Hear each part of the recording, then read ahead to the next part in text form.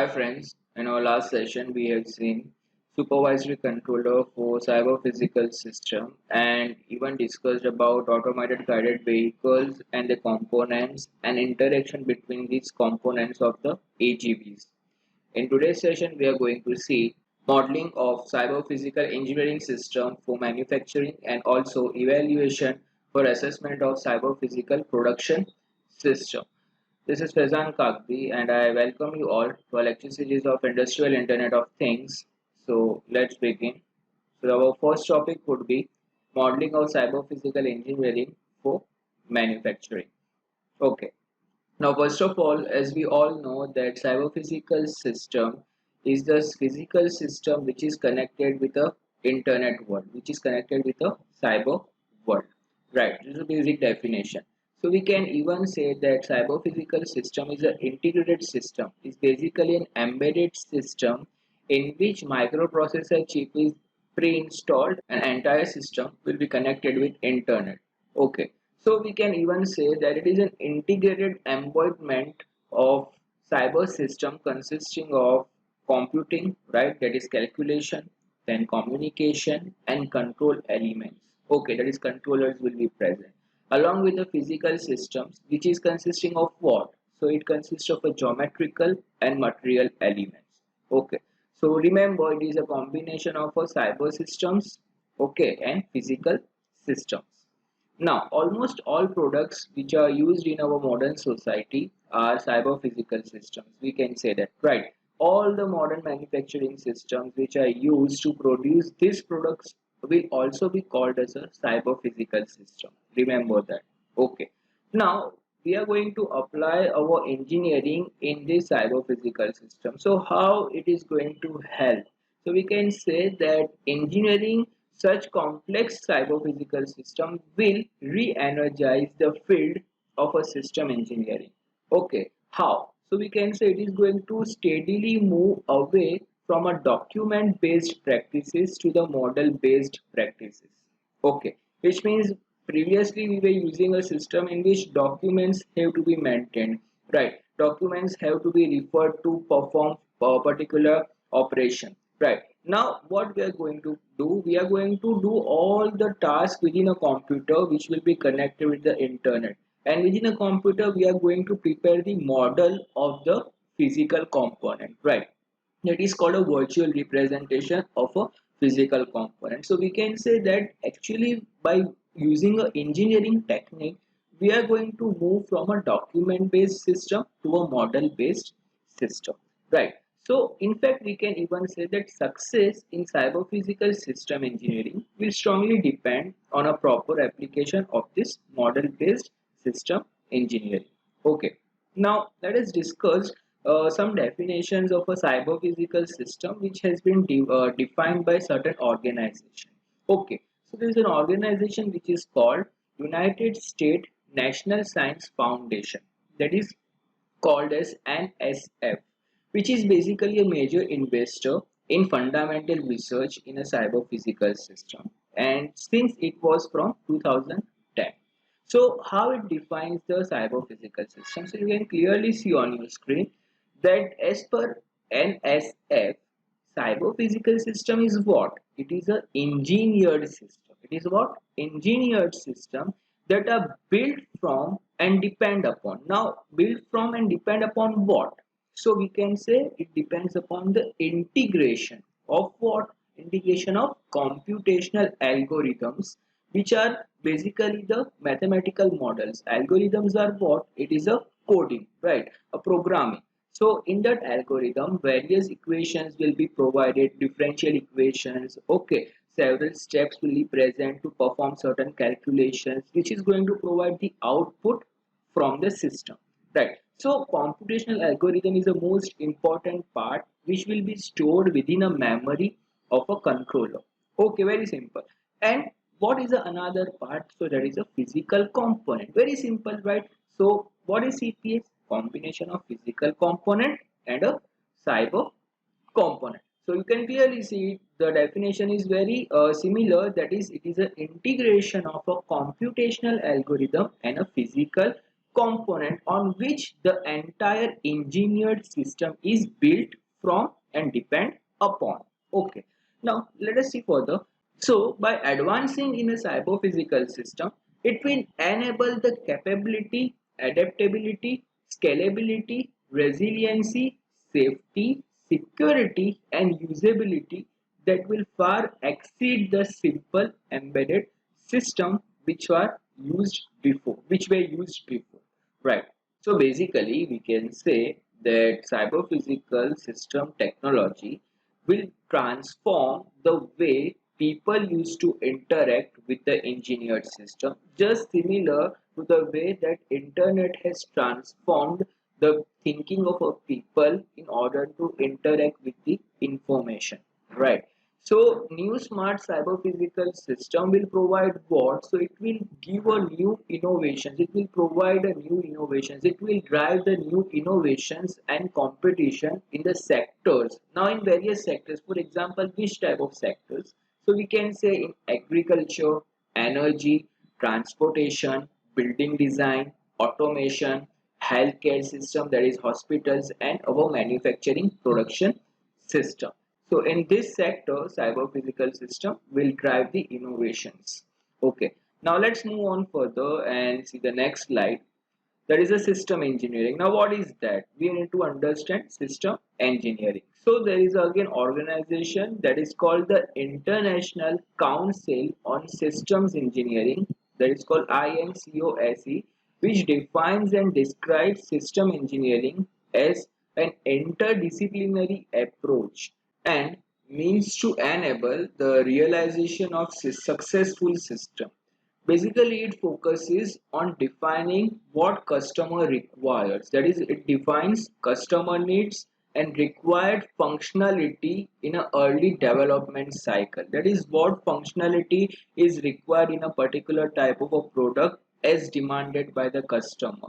Okay, then it is going to further focus on documentation, right? That is documenting the requirements and then proceeding all this information with the design synthesis and system validation while considering the complete problems. Okay, so basically we can say that system engineering is going to integrate all the disciplines and specialty groups into a team effort which will form a structured development process that will proceed from concept to a production to the operation. Okay, so first was a concept development, then the next step will be a production of that concept, and finally performing an operation. Okay, so system engineering basically considers both the business and a technical needs of the customer. Okay, with the aim of providing a quality product that will meet all the needs of our users, that is our customers. Okay, now basically we can say that in a previous or a conventional method, the system engineering practice was dominated by a paper system, that is a paper equivalent electronic files, right? Which is going to store the documents, which is going to do all the documentation, right? So in that at that time the case was such that the documents were only read only type, that is we can only read the data from the documents. Okay, but in a present scenario, by applying a system engineering concept, basically all the things which were previously read only can be fed into a computer and computer can read all the documentation. Okay, all the details which can be previously readable by humans can also be now read by the computer system. Why? Because of a system engineering. Okay, so we can clearly say that this practice is being replaced by systems engineering discipline that is based on information models and can be read by machines in addition to be read by the humans. Okay, now machine readability is a prerequisite, which means that it is the most important requirement for the automation implementation, right? It is very clear that for applying or for obtaining an automation within a plant or a factory, a machine readability is the most important requirement that can be achieved by system engineering, which is going to definitely improve the quality and speed of information processing in a system engineering. Okay, now let's move on and see the next slide. Now we are going to see the modeling methodologies for manufacturing system analysis. Now, when developing a new and operating existing production system, manufacture requires what? So it requires a knowledge about the proposed system design that are feasible and will provide the optimal solution. Okay. Rather than using an analytical method, many manufacturers still uses the empirical technique, that is a trial and error method. So we can say that empirical or a trial and error method will be based on what? So it will be based on a past experience of the production department. Okay, that is past experience of the manufacturer.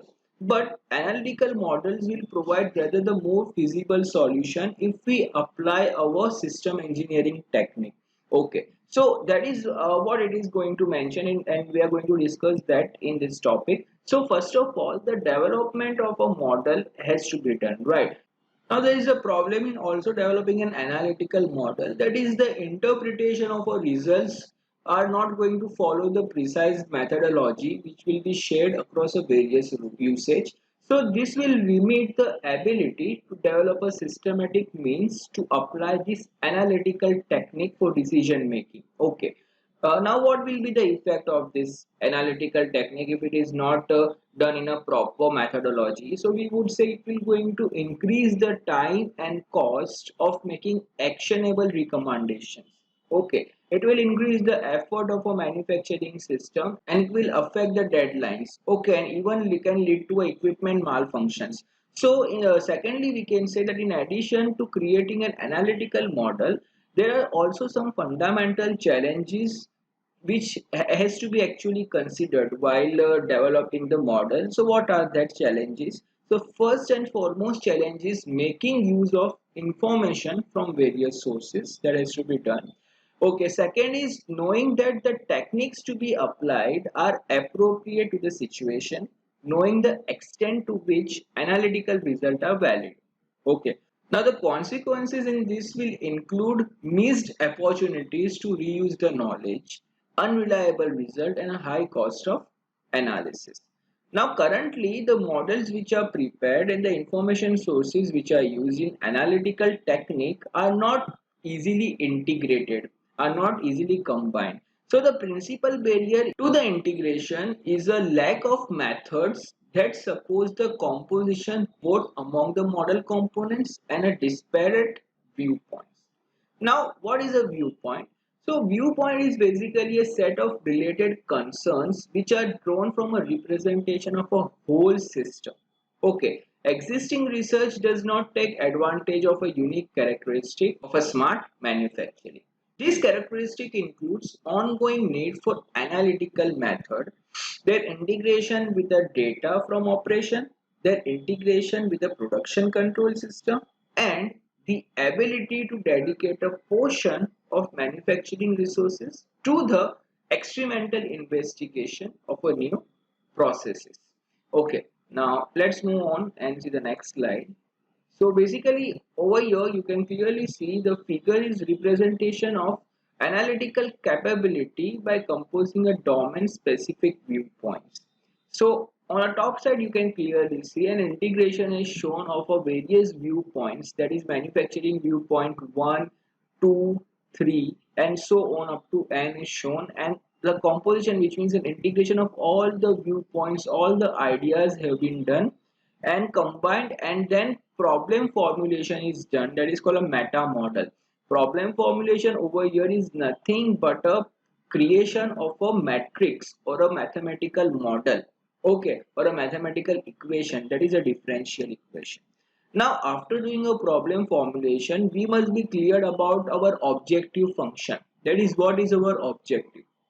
For example, in some cases, the objective may be to minimize the machining time, right? To maximize the productivity, right? To minimize the cost of product, to maximize the tool life, right? So these are the objective functions, and based on that, we have to find out the most economical solution or most optimal solution to our problem. Okay, so after a problem definition, we need to do a mapping, that is called an analytical technology domain in a domain specific languages. which means the language which is suitable for calculation. That is a language which is required by the certain specific software. So whatever our problem is, that mathematical model has to be converted into a particular language which is required by the software. For example, a MATLAB. So matrix laboratory requires a certain sets of functions which has to be provided in order to solve this mathematical equation. Okay, and there is a particular syntax in which the program has to be written for a particular type of application. Okay, so that is written in analytical technology domain, where tool meta model, which is shown over here, and serialization is done, that is in a syntax specific format, and then based on that the program is run and the solution will be provided. Okay, so you can clearly see it is written over here. That is, the method involves the synthesizing elements of functional, domain specific and equation based modeling methods. You are clearly see equation based modeling method, which is a mathematical model. Okay, now if successful, the method, this methodology, which means the mathematical model gives a successful result which can be comparable with the experimental result, which means after obtaining a result from this mathematical model, we are going to compare it with an experimental value, experimental answer. If the answer provided by the model and an experimental value are near about, so we can definitely say that our mathematical model is correct and can be applied to solve any type of a problem. Right, so it is written that if successful, then this methodology can be extended to deal with other types of optimization problem. Right, which will become an integral part of our smart manufacturing system. Okay, now let us move further. We need to see now evaluation model for assessments of a cyber physical production system. Now, firstly, visionary and forward-looking literature and conference contribution on a cyber-physical production system has extensively analyzed, discussed, and brainstormed among the experts. Now, this results in a set of so-called abilities. The abilities are heading for a fundamental technologies which will enable cyber-physical production system. Each ability was characterized to enable the measurement. Remember that. Okay, now the measurement will represent over here degree of realization of these abilities in a production system. So these abilities are potentially shaping the cyber physical production system and making them different from ordinary conventional production system once available. Okay. Now,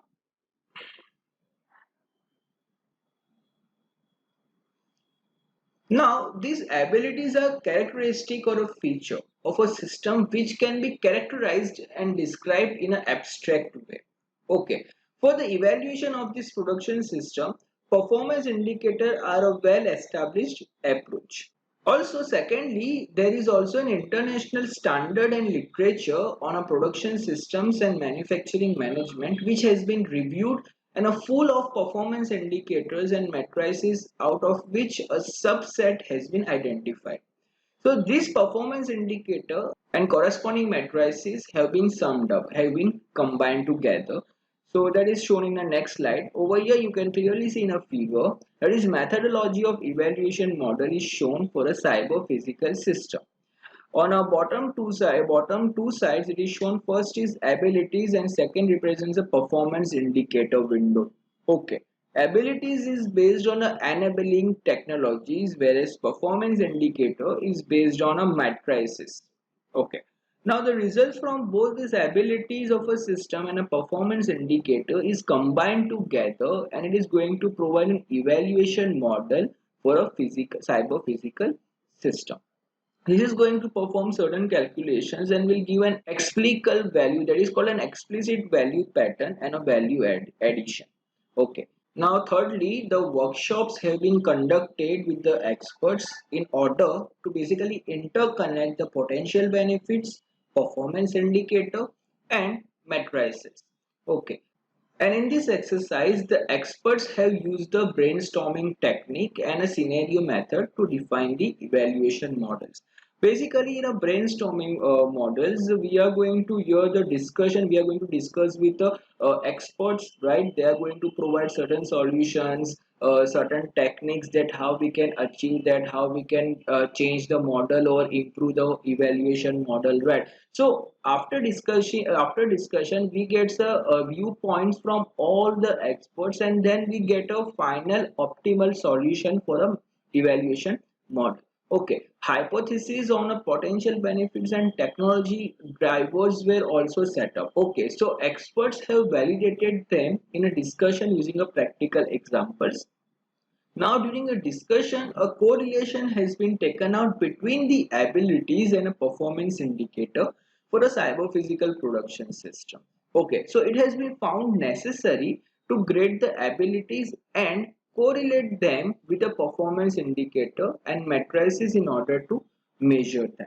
Now, in a last step, there is a final fourth step, a set of value patterns for a system characteristic were defined which aim to sketch the relationship between the abilities based on enabling technologies and performance indicator related matrices. So in order to evaluate the conceived evaluation model, all resulting abilities and performance indicator were combined using a design structure matrix that is called a DSM approach.